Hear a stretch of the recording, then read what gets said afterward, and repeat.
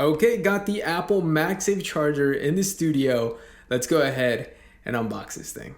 All right, so again, welcome to the unboxing and first impressions of the new MagSafe charger for the iPhone 12 lineup of devices. So getting right to it, pretty standard Apple packaging, image of the MagSafe on the front, but moving over to the back, we get some indications of what's included in the box. Of course, we get the MagSafe, but no charging brick, unfortunately. And additionally, this is USB Type-C, so if you're coming from anything besides the iPhone 11 Pro devices, which had the faster charging brick included, you'll be required to pick up that charger at an additional cost. Now, the MagSafe is priced here in the US at around $40, so expect to drop around $60 if you need that charger as well. But getting into the box inside, we have some paperwork alongside the MagSafe charger, which, oh snap, Apple really does have a way of presenting things, and that's about it. No stickers, no additional hardware. So let's get this out of here. But straight off the bat, the charger does feel premium. It has what seems to be a metal build with a rubber material towards the center, so I'm assuming there's no interference with the coils. Now, the whole purpose of adding the magnets to this thing is to possibly prevent you from misaligning the charger and thus getting the best possible charging times.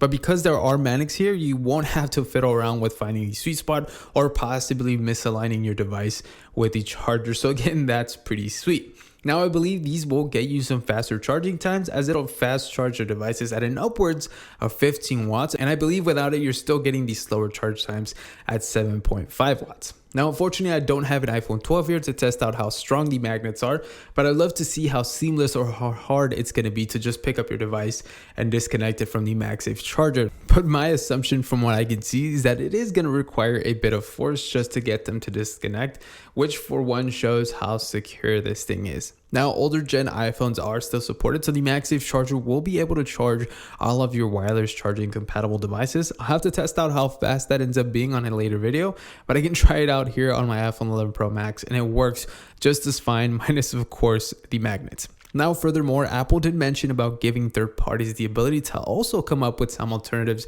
so that'll be neat to see what they end up coming up with. I'm sure that they even mentioned Belkin already had something in the works, so if this doesn't do it for you, then you might want to wait and see if a third-party company comes up with something better. But if you guys have any questions or videos you want to see, make sure you drop a comment down below. Also, make sure to check out Mr. H Tech, as he also dropped a few videos on the MagSafe charger along with the upcoming iPhone 12 cases. And check out my friend over at RJ's Tech. He dropped a video on what's inside the updated iPhone 2020 boxes, not to get them confused with the iPhone 12 boxes.